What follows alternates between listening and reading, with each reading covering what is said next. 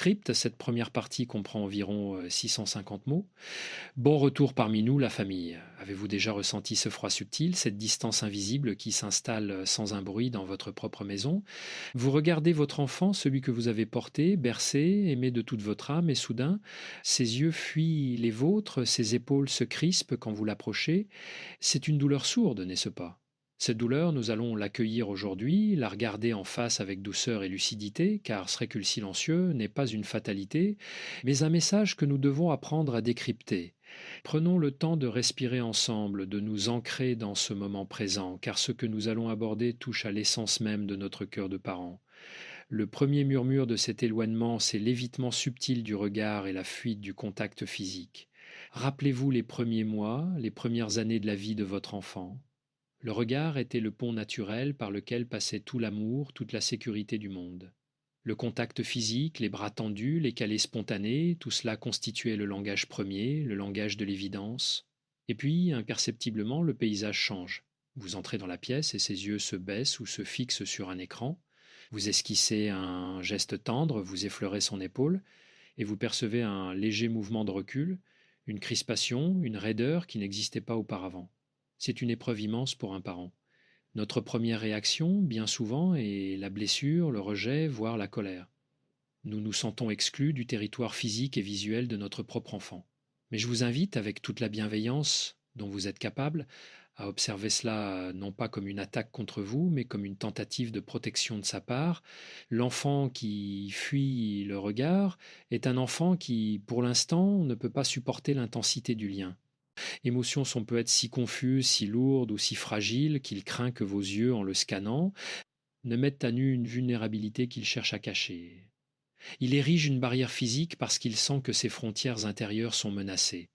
En refusant le toucher, il ne dit pas nécessairement qu'il ne vous aime plus, il dit que son corps, en ce moment précis, a besoin d'être une forteresse imperméable pour qu'il puisse se retrouver lui-même.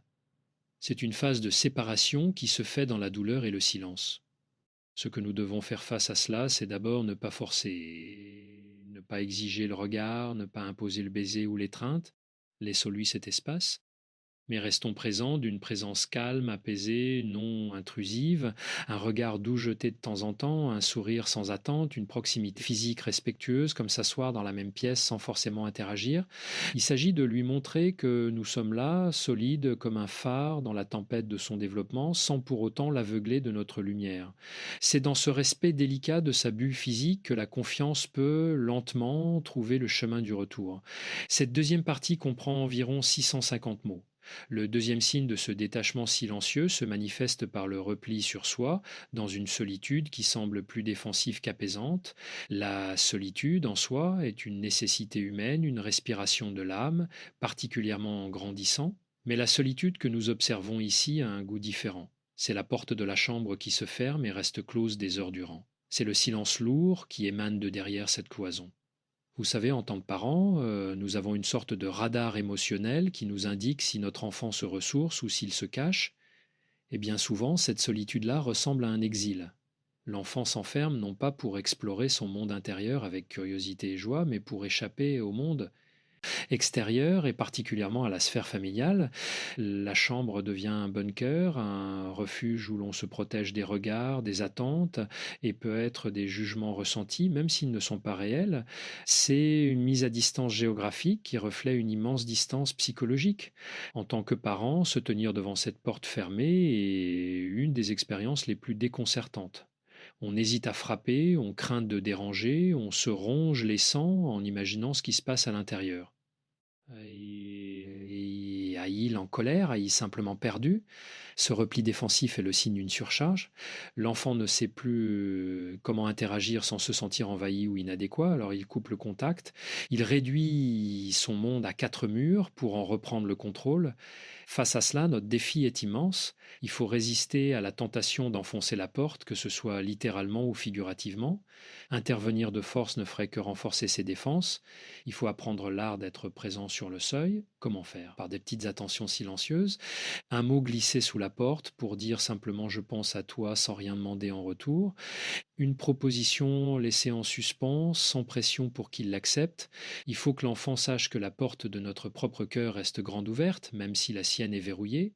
Il faut lui donner le temps de ressentir que la relation n'est pas une menace, mais un espace d'accueil inconditionnel. C'est un exercice de patience extrême. C'est accepter de ne pas savoir, accepter de ne pas réparer immédiatement et faire confiance au processus de la vie. En restant dans les parages, stable et bienveillant, nous lui envoyons un message silencieux mais puissant. Tu peux te retirer aussi loin que tu en ressens le besoin, je ne te poursuivrai pas, mais je ne t'abandonnerai pas non plus. Je suis là, à la lisière de ton territoire, prêt à t'accueillir quand tu décideras de sortir. Partie comprend environ 650 mots. Nous arrivons maintenant au troisième marqueur de cette distance qui se situe au cœur même de ce qui nous relie aux autres, la communication. Vous remarquez que les échanges sont devenus purement utilitaires, vidés de tout leur élan affectif. C'est une transformation qui glace le sang. Les conversations, autrefois riches en récits, en rires, en indignation ou en rêves partagés, se sont desséchées.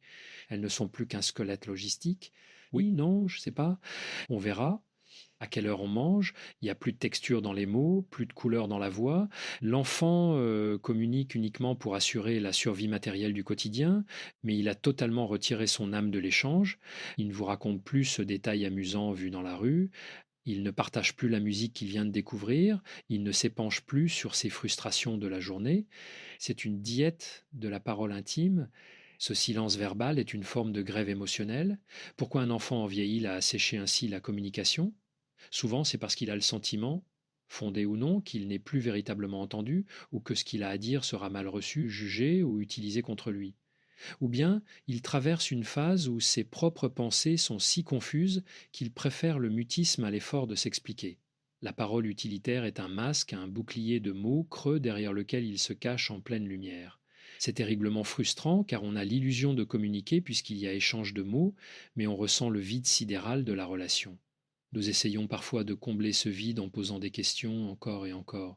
Comment s'est passée ta journée? Qu'est-ce que tu as fait? Chaque question se heurte à un mur de monosyllabes, ce qui augmente notre propre angoisse. La sagesse ici est d'arrêter l'interrogatoire.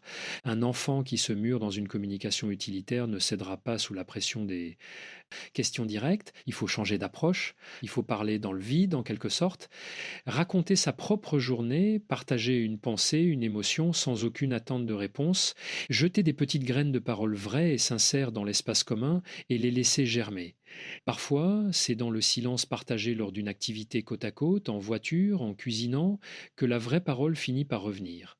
C'est en cessant d'exiger la connexion que l'on crée l'espace pour qu'elle puisse renaître d'elle-même. C'est un lâcher-prise douloureux mais indispensable.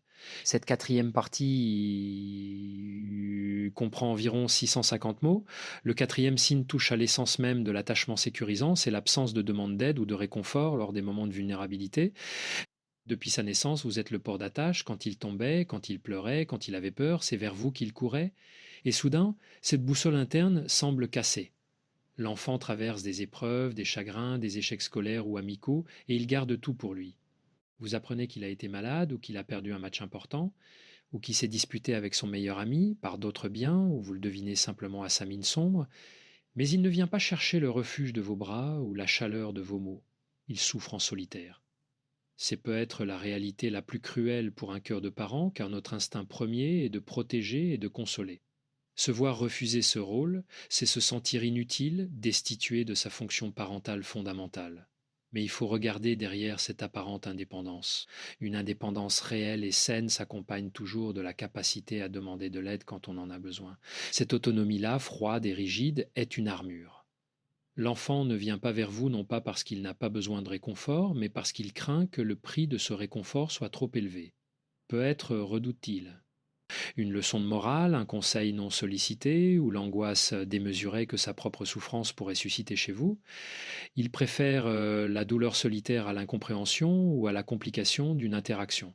Pour restaurer ce pont, nous devons réapprendre à accueillir la fragilité sans chercher à la réparer à tout prix.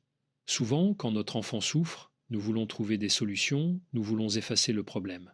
Mais ce qu'il demande, au fond, c'est simplement une présence compatissante.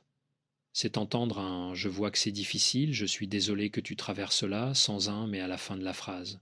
Il faut redonner à notre présence la qualité d'une épaule solide sur laquelle on peut simplement s'appuyer pour pleurer, sans avoir à s'expliquer ou à se justifier. C'est un travail sur notre propre besoin de contrôle. C'est accepter notre impuissance face à la douleur de notre enfant pour pouvoir redevenir son sanctuaire. Cette cinquième partie comprend environ 650 mots. Le cinquième point est sans doute le plus déroutant, le plus subtil et le plus blessant. C'est une indifférence polie où les émotions, qu'elles soient tristes ou joyeuses, ne sont plus du tout partagées. C'est pas le tumulte de la crise de nerfs, ce ne sont pas les portes qui claquent, le conflit ouvert, la colère sont encore des formes de lien. Tant qu'il y a de la colère, il y a de l'attente, il y a de la passion, il y a un fil qui nous relie. L'indifférence polie, elle, signe la déconnexion pure et simple. Votre enfant vous traite comme un colocataire lointain, un hôtelier de passage. Bonjour, merci, s'il te plaît. Les convenances sociales sont respectées, mais le cœur a déserté les lieux. C'est le triomphe du vide. Vous pouvez annoncer une excellente nouvelle concernant la famille, la réaction sera un hochement de tête neutre. Vous pouvez exprimer une inquiétude, le regard restera de marbre.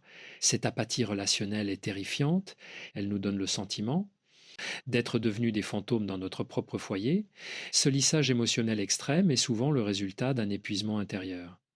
L'enfant a débranché le câble de ses émotions dans la relation parentale pour ne plus ressentir ni déception, ni colère, ni espoir. Il s'anesthésie pour se protéger. C'est un mécanisme de survie psychologique redoutable. Face à cette glace, il ne faut surtout pas répondre par la provocation ou par l'exigence émotionnelle. Chercher à provoquer une crise juste pour avoir une réaction serait une erreur tragique. Il faut au contraire faire preuve d'une constance émotionnelle inébranlable de notre côté, continuer à exprimer nos propres émotions de manière authentique et posée, sans exiger qu'il en fasse de même. Dire je suis heureux de te voir aujourd'hui, dire je m'inquiète un peu pour toi en ce moment, et laisser ces mots flotter dans l'air sans attendre qu'il les ramasse. La chaleur de notre propre cœur doit rester constante, même face au givre de son indifférence. Avec le temps, la constance de cet amour non exigeant, de cette douceur qui ne demande rien, peut lentement fissurer la glace. C'est un acte de foi envers les fondations de l'amour que vous avez semé pendant des années, sachant que même sous un sol gelé, les racines de l'attachement profond sont toujours vivantes. Cette sixième et dernière partie comprend environ 750 mots. Nous voici arrivés au crépuscule de notre réflexion, face au sixième et dernier signe, le plus lent, le plus étiré dans le temps, l'extinction lente des petits rituels d'attachement et de la présence attentive à l'autre. Chaque famille possède sa propre géographie intime, faite de petites habitudes presque invisibles mais essentielles. C'était le baiser du soir, la façon de s'asseoir ensemble le dimanche matin, le petit clin d'œil en sortant de la voiture, la blague récurrente qui n'appartenait qu'à vous.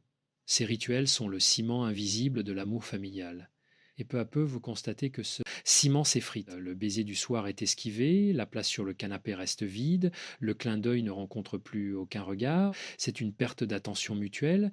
L'enfant ne remarque plus si vous avez l'air fatigué, il s'intéresse plus à vos petits tracas quotidiens. Cette extinction des rituels et le deuil silencieux d'une époque de la relation, c'est accepter que le lien ne prendra plus jamais la forme qu'il avait hier. Et c'est cela, profondément, qui nous fait souffrir la nostalgie du passé. Mais il nous faut comprendre, avec toute la pleine conscience de notre rôle de parent, que la disparition des anciens rituels n'est pas la mort de l'amour, c'est simplement la fin de l'enfance. Le lien ne meurt pas, il doit se métamorphoser. Si nous nous accrochons désespérément aux anciennes formes, nous souffrons et nous faisons souffrir. Nous devons devenir des jardiniers d'une terre nouvelle.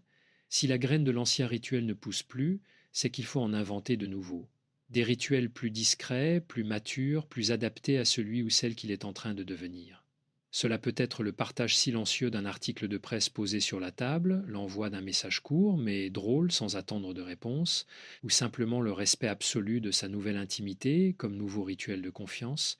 Ne perdez jamais espoir, ce silence, cette distance, ce détachement ne sont souvent que la chrysalide nécessaire dans laquelle l'enfant se transforme en adulte. Votre rôle n'est plus d'entrer dans la chrysalide, mais de veiller sur elle avec chaleur et patience jusqu'au jour où il déploiera ses ailes. Et si cette réflexion a résonné en vous aujourd'hui, si elle a touché une corde sensible, ne gardez pas ce fardeau pour vous seul. Il est vital de nous entourer, de comprendre et de grandir ensemble dans cette épreuve vertigineuse qu'est la parentalité.